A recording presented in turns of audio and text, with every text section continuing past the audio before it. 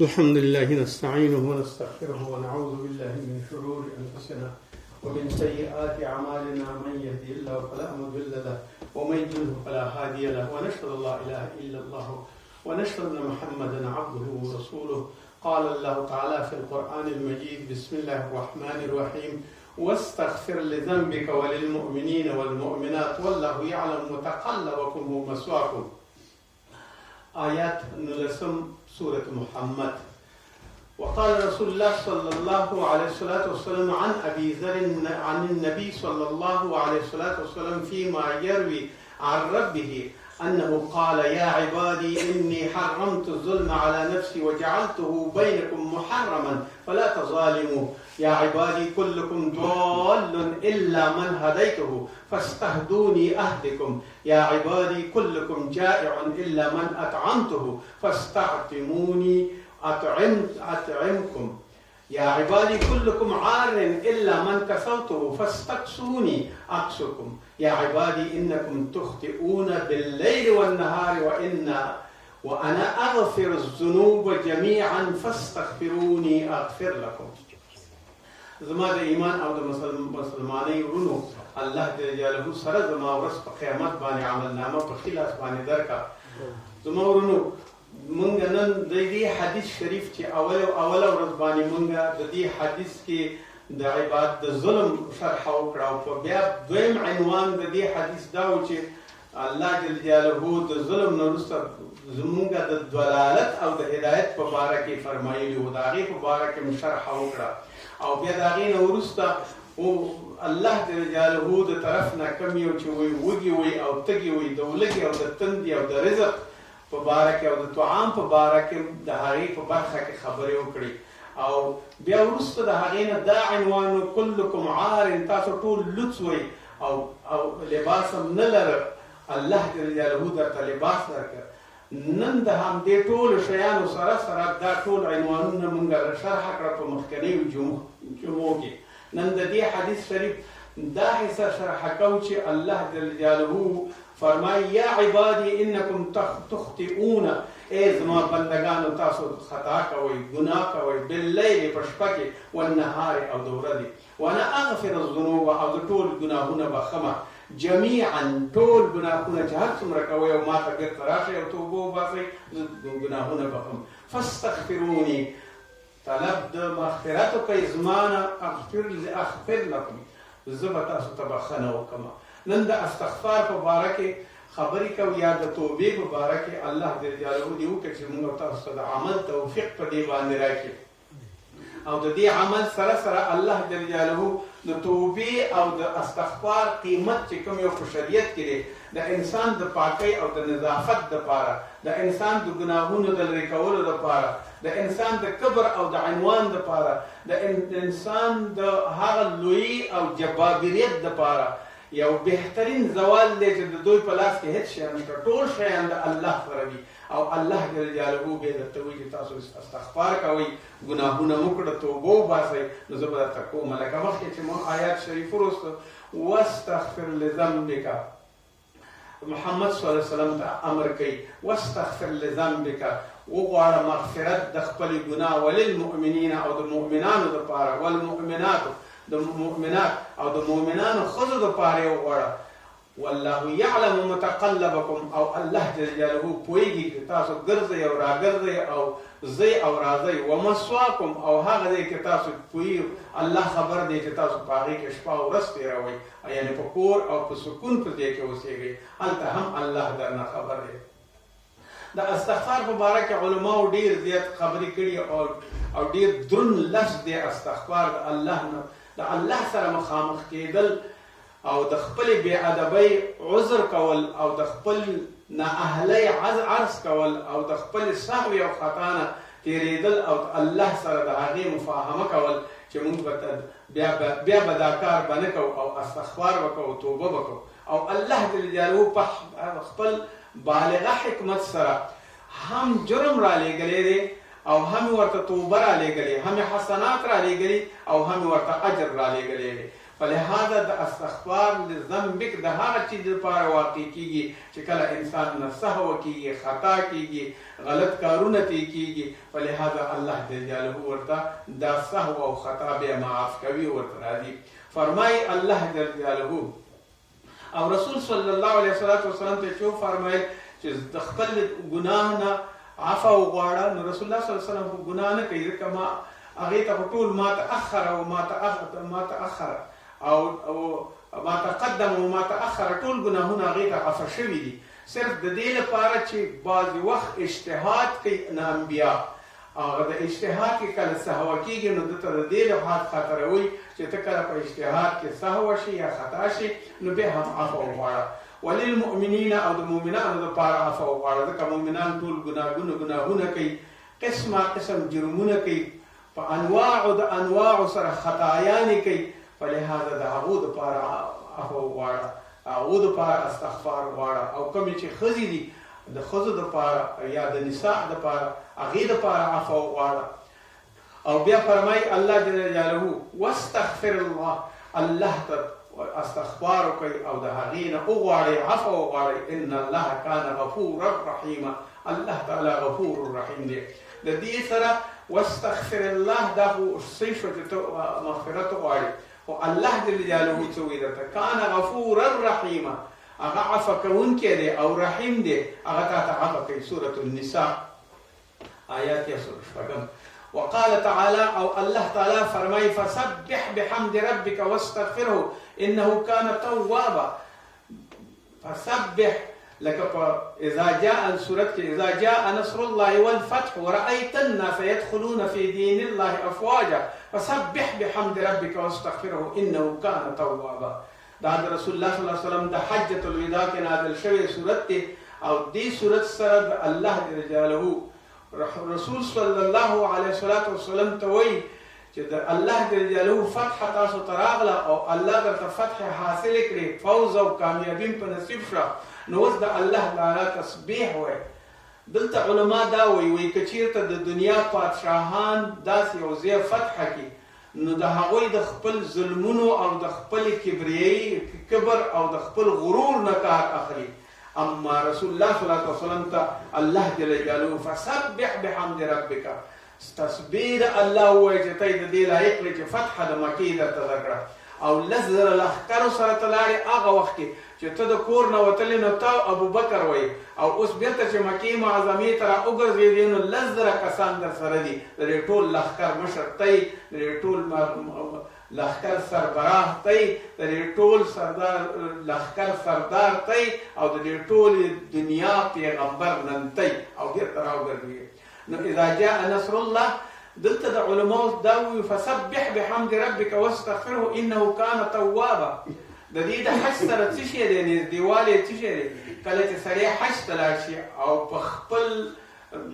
ځان باندې حج هغې باندې فرض شوی وي او حج کوي نو الله جل جلاله ته چې کوم تسبیحات کوي دا چې بیرته راځي دا به الله جل جلاله بخلی وي. ځکه دا آیات رسول الله صلی الله علیه وسلم ته ځکه نازل شوی فسبح بحمد ربک، ته تسبیح ووایه او حج وکړه او طواف وکړه او ټول هر څه مراسم او مناسک د حج په ځای کې عرفات ته لاړ شه، واستغفر لذنب واستغفره او بیا الله نه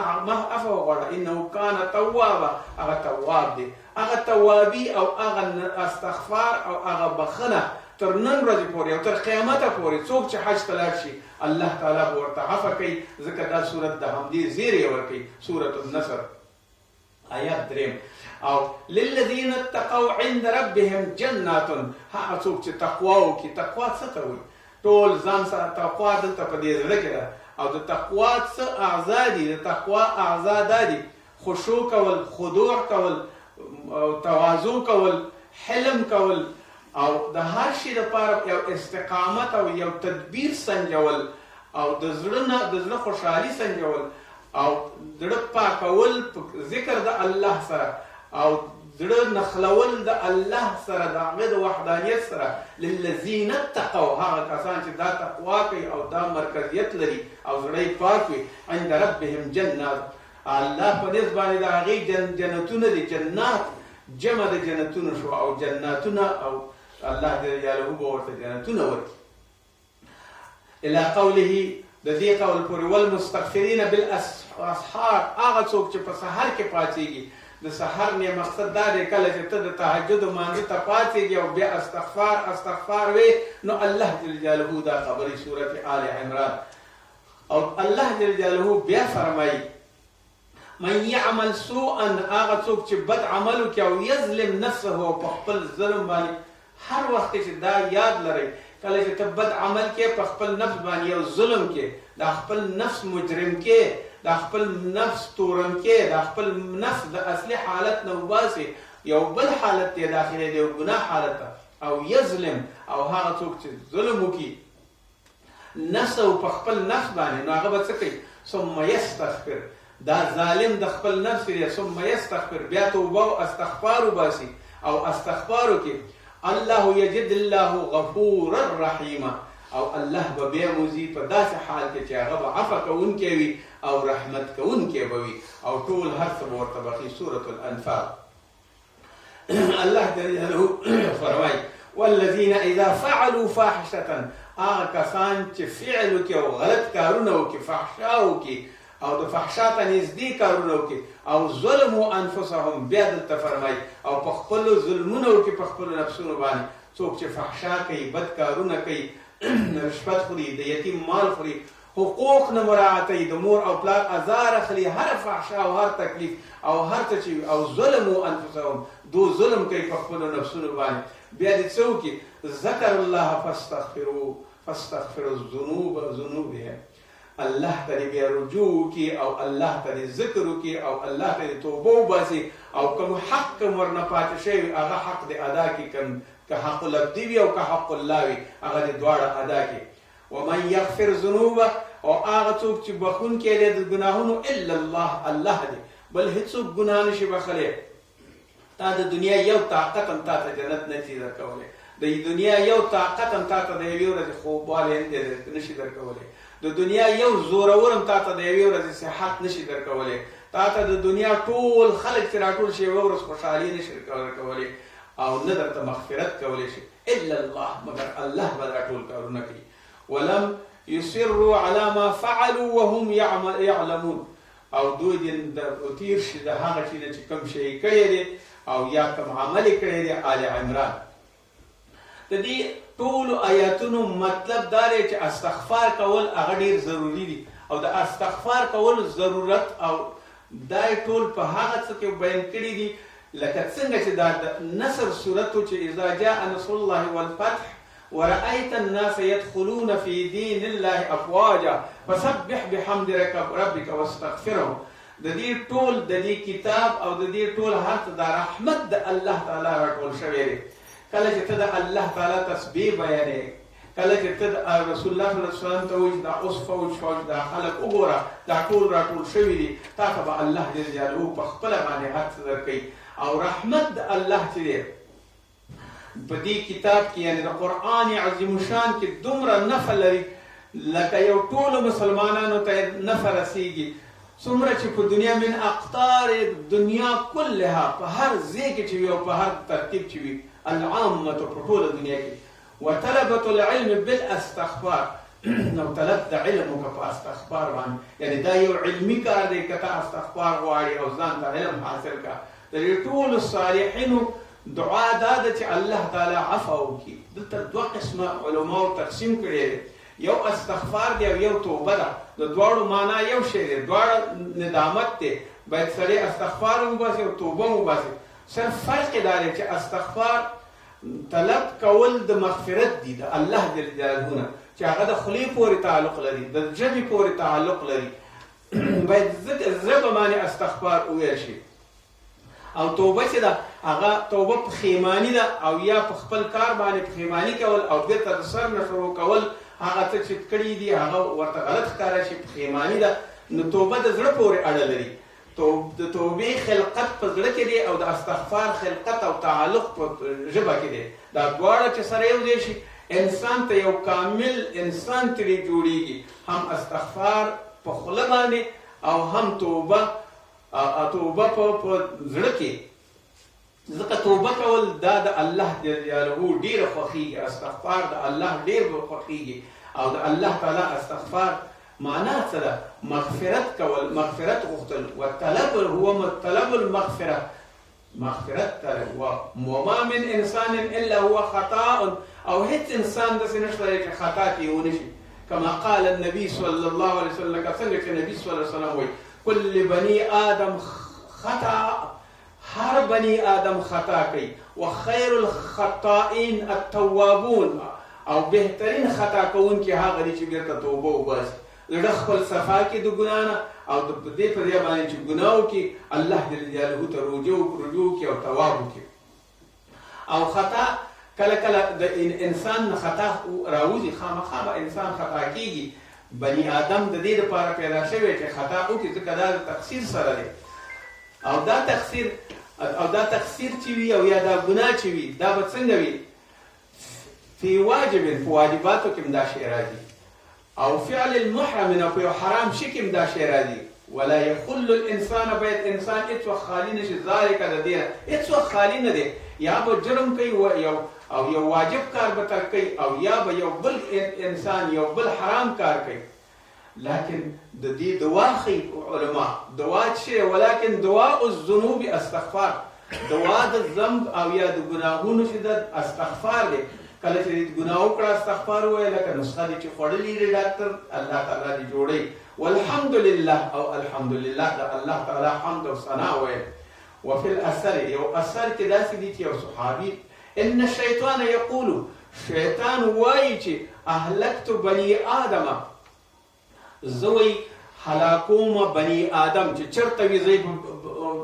خراب کارونو باندې اخته کوم او ورته لمسون کوم، وسوسه ورته اچوم. يعني بالخطا والذنوب، خطا کوم چې خطای وکي او ذنوب او ګناهونه وکي. واهلكوني، او ما کله هلاکي بنده، ما خدا په دې باندې ګناه باندې هلاک، ما بنده په دې هلاکي چې هغه وایي چې لا اله الا الله والاستغفار، ځکه چې هغه استغفار وکي او کلمه وایي، نو بیا زه هلاک شم شیطان. نو اوس موږ شیطان باید هلاک کړو، نه دا چې خپل ځانونه په دې ګناه کې وواچو او خپل ځانونه هلاک کړو. لکه دا قول د الله چې موږ ویل چې فاعلم انه لا اله الا الله واستغفر لذنبك، دې باندې امر شوی دی چې نبی صلی الله علیه وسلم ته ان يعمل بانه لا معبود حقا الا الله، دې باندې ورته امر شوی چې معبود بل څوک نشته دی بيد الله نه، هغې ته به استغفار کوي. د دنیا د خلکو نه استغفار مه غواړه او مه یې کوه. او بیا امر کوي استغفر لذنبك، ته دې خپله ګناه نه پاکي وغواړه. هذا النبي صلى الله عليه وسلم الذي غفر له ما تقدم من ذنبه وما تأخر. اگر چې رسول الله صلی الله علیه وسلم ته مخکې وروسته ټول هر څه ګناهونه انبیاو ته معاف شوي دي، مګر بعضې وخت اجتهاد کې ساوت ارادي. دا هغه امر دی چې د ټولو ګناهونو دپاره واقع کېږي، او بیا ورته حکم کوي دا چې د مؤمنانو دپاره استغفار. رسول صلی الله علیه وسلم به ټول عمر د بندگانو او د عبادو یا به نصیحت کو، یا به دعوت کو، او یا به ورته خبرې ښودلې، او یا به ورته حدیثونه ویل، او یا به ورته وعظ کو، او یا به ورته قرآن شرح کو. نو الله ورته امر کړی چې واستغفر لذنبک، دوی د استغفار نه ګناه نه وساته او د هغوی دپاره ګناه نه معافي وغواړه. وللمؤمنین والمؤمنات، د ښځو او د نرو دپاره یې وغواړه. نو نبي صلی الله علیه وسلم ته دا امت ځکه ګران او ډېر ورته محبت ناک و چې الله ورته امر کړی، او د الله تعالی د ثنا او صفت کول على المستغفرین فی آیات، چې دا ډېر زیات د مستغفرینو دپاره په ډېرو آیاتونو کې په قرآن عظیم الشان کې راغلي دي. والمستغفرین بالاسحار، خصوصا کسانو ته ډېر درجه ده کوم چې د تهجد لمونځو کې سحر راپاڅېږي او بیا استغفر الله وایي. نو دا استغفر الله د الله جل جلاله دا خیر د شپې کې دومره زیاته قبولوي. او الله جل جلاله نه یو صحابي پوښتنه وکړه، یا رسول الله صلی الله علیه وسلم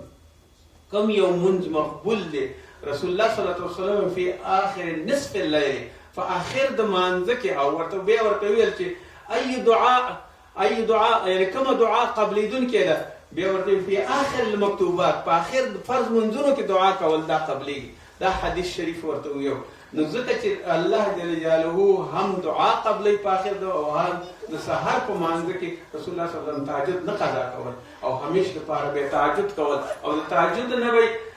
کله به تهجد نه وزګار شو صرف دومره خیلوله به کول چې دا خیله به سر لاندې کیخود چې تر څو پورې به اذان کېده نو د کېده بنا بیا به بیرته به زر راپاڅېده او بیا به سنت پرې وکړه او بیا به جومات ته راغی نو په دې لحاظ باندې الله جل جلاله نه استغفار رسول الله صلی الله علیه وسلم په سحر کې باید وغواړي او رسول الله صلی الله علیه وسلم امر هم داري او د الله امر هم داري او دعا اخر د مانځ کې وکړي الدعاء بعد المكتوبات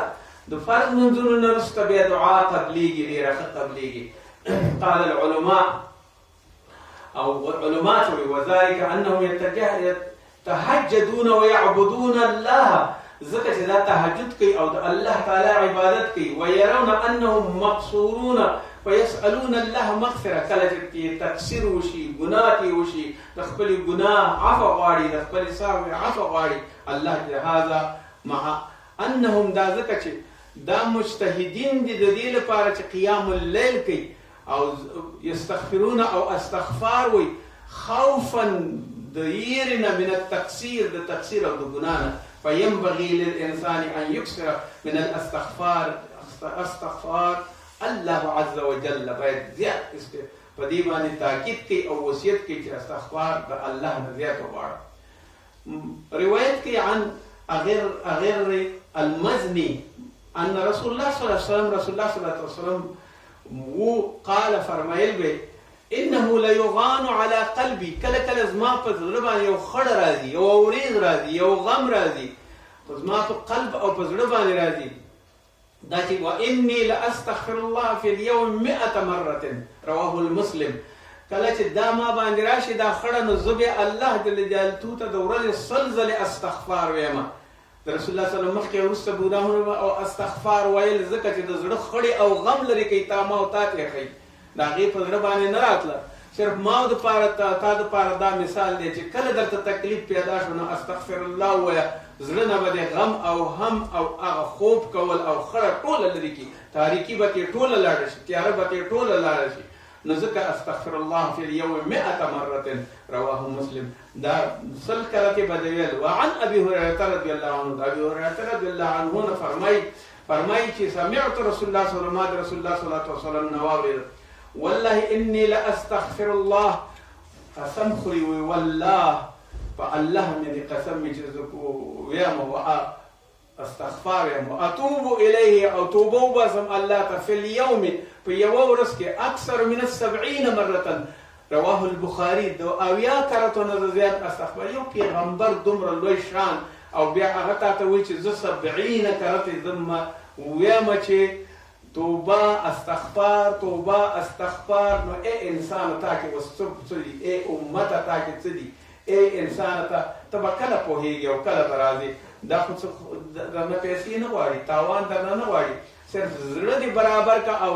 او خلا او جبه دي برابر کا واستغفار الله نه په هر حال کې وغواړي وعن ابن عمر قال كنا نعد لرسول الله صلى الله عليه وسلم ابن عمر رضي الله عنهما وايي ما حساب کو رسول الله صلى الله عليه وسلم في المجلس يوم مجلس کې ناستو 100 مرة ما حسابك شديد سل كرتي رب اغفر لي الله ما وبخا وتب علي او ما باني تب نظرك انك انت التواب الرحيم تب نظرك وانك او زما توبه قبل وانك رواه ابو داود د دې لپاره چې رسول الله صلی الله علیه وسلم توبې وکړي رسول الله صلی الله علیه وسلم مغفرت وکړي او په هر مجلس کې بچ ناستو کار به هم دا د دې معلومیږي دا چې خپل امت ته تعلیم ورکو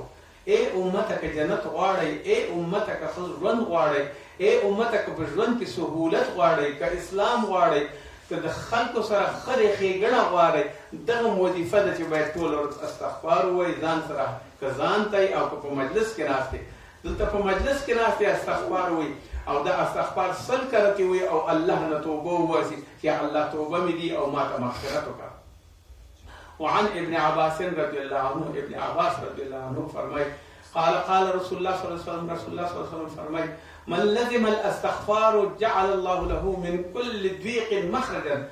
هر څوک چې لازم کې په ځان باندې دا چې استغفار ووایي همیشه دپاره الله به ورته وګرځوي هغه ټول غمونه د هغې نه به ورته ځان خلاص کړي بلکل بیا فارغ کړي د غمونو نه او زړه بیا پاک شي او صفا بیا شي کورنۍ بیا پاکه شي خپل ځان بیا پاک شي مخرجا دې دپاره به یو مخرج د وتلو او یو دروازه پیدا کړي د رحمت چې دی د خپل هر څه نه تکلیف نه خلاص شي ومن کل هم او د هر یو غم نه فرجا دې ته به پراخي راولي ورزقه او رزق به وي په دې استغفار کې من حیث لا یحتسب داسې رزق به خوري چې د حساب بیا نشي کولی چې د کم ځای نه راځي الله تعالی مسبب الاسباب دی او هغه داسې سببونه درته جوړوي چې ستا رزق ته فکر هم نشي کولی چې دا د کم ځای نه راغلی رواه ابو داود و ترمذي د دې ټول مقصد دا دی چې ته په الله باندې توکل وکړه الله درته رزق درکوي هېڅوک نه مړ کوي د ولږې نه او نه کله مړ شوی دی فلهذا د انسان سره څه لازم دي د انسان سره لازم دا دي چې باید د الله تعالی استغفار وکړي او هغه چې سلسل کرتي وي او یا کرتي وي او مغفرت سلسل کرتي غواړي ټوله ورځ په دې باندې مصروف او ژبې خوږوي رسول الله صلی الله علیه وسلم فرمایي چې یا د انسان چوپ کینی سکت چوپ د کینی او یا د داسې وکړي چې کله خوله خوځوي نو بیا د لمده کې خوله په ذکر باندې الله ذکر دی کوي کنی چوپ د کینی د دې نه ورته بهتر کار نشته خاموشي ورته بهتره ده د دې نه چې ذکر نه کوي نو چوپ دې پاتې شي او بیا د دې حدیث د دې ټول حدیث د الله د دې دعا موږ ستاسو لپاره قبول کړي اللهم اغفر لي اللهم ارحمني استغفر الله واتوب الیه وما اشبه ذلك داسې ډېر استغفارونه رسول الله صلی الله علیه وسلم ویل او په همدې ترتیب باندې ویل چې زه خپل ذنب او زه خپل ګناه نه عفو غواړم او دا فضل د استغفار دومره ډېر زیات دی چې انسان به پوهېږي نه الله جل جلاله هغې ته اطمینان ورکوي الله جل جلاله هغې ته د زړه سکون ورکوي هغې ته د غم او د تکلیف نه خلاصېدل کوي عن شداد بن اوس رضي الله عنه عن النبي صلى الله عليه وسلم قال سيد الاستغفار سيد د استغفار کم یو دی یعنی مشر د استغفار لکه څنګه چې په فقه کې وایي چې سید الدلیل الاقرار په خپل جرم باندې اقرار کول دا سید الدلیل دی او د ټولو نه مشر دلیل دی او دلته داسې وایي چې سید الاستغفار ان یقول العبد سید د استغفار دا دی چې بنده ووایي اللهم انت ربي تزما ربي لا اله الا انت هیڅ بل شریک نه لري او ته یوازې واحد لا شریک انت خلقتني تا زه پیدا کړی وانا عبدك زه ستا بنده یم وانا على عهدك او ما تا سره چې کوم عهد کړی الست بربكم قالوا بلا هغه ورځ باندې چې ما تا سره عهد کړی زه په هغې باندې ولاړ یم ووعدك او په خپل وعده باندې ټینګ یم ما استطعت تر هغې پورې چې زه توانېږم دا ټول کارونه به کوم اعوذ بک یا الله تا نه پناه غواړم من شر د هغه څه نه ما صنعت هغه شی چې په تاسو جوړ کړی دی او پیدا کړی ابوء لك بنعمتك على ابوء وایي زه پښیمانه یم او پناه غواړم په تا باندې ستا په نعمتونو باندې و ابوک بذنبي او تا ته پناه راوړم د خپلې ګناه نه فاغفر لي ما ته عفو وکړه فانه لا یغفر الذنوب الا انت هېڅوک بل بخونکی نشته دی مګر ته یا رب زما الا انت مګر ته من قالها کله چې څوک دا استغفار ووایي دا سید الاستغفار ووایي من النهار د ورځې نه موقتا په خپل وخت کې بها فمات في يومه که چېرته په همدې ورځ کې مړ شي قبل ان يمسي مخکې د دې نه چې په شپه راشي که د ورځې ووایي من اهل الجنه دا د جنت سړی دی ومن قالها من الليل که څوک یې په شپه کې ووایي وهو موقن او هغه په دې یقین لري بما بها فمات قبل ان يصبح مخکې نه چې سهار شي او د شپې مړ شو فهو من اهل الجنه هغه به د جنت خاوند وي او جنت ته به ځي او الله رسول صلی الله علیه وسلم فرمایي عن ثوبان رضی الله عنه روایت قال كان رسول الله صلی الله علیه وسلم اذا انصرف من الصلاه کله به چې رسول الله صلی الله علیه وسلم د مانځه نه راګرځېده څه به یې ویل موږ څنګه ویو موږ څه ویو استغفر الله ثلاثا استغفر الله استغفر الله استغفر الله د مانځه نه به چې راوګرځېد درې وارې بیا استغفر الله ویل او بیا به یې څه ویل اللهم انت السلام ومنك السلام تباركت يا ذا الجلال والاكرام ته سلامي تجور روغون کې ته د هر څه لپاره برابرې ومنک السلام واستانه سلامتی د ټولې دنیا تبارک رب تبارک یا ذل جلال والاکرام او ډېر مبارک ای لوی او د کرم خاونده. قيل أوزاعي وي وهو أحد رواته دا يو روايته استغفار كيف استغفار سنجا استغفار قال يقول أستغفر الله أستغفر الله أستغفر الله دا تائيدي رواه المسلم سيدي كول استغفار ويل رست دمانزنا دريزري أو اللهم أنت السلام منك السلام تباركت يا ذا الجلال والإكرام دا ذكرنا بيت ويل شي او كثير ويل شي. عائشة رضي الله تعالى عنها فرمای كان رسول الله يكثر أن يقول قبل موته دمخك دماغنا بيداول سبحان الله وبحمده أستغفر الله وأتوب إليه متفق عليه. ده رسول الله صلى الله عليه وسلم طول أغا حديث چې مونږ کله د ځان جامه کو برابر شو ور باندې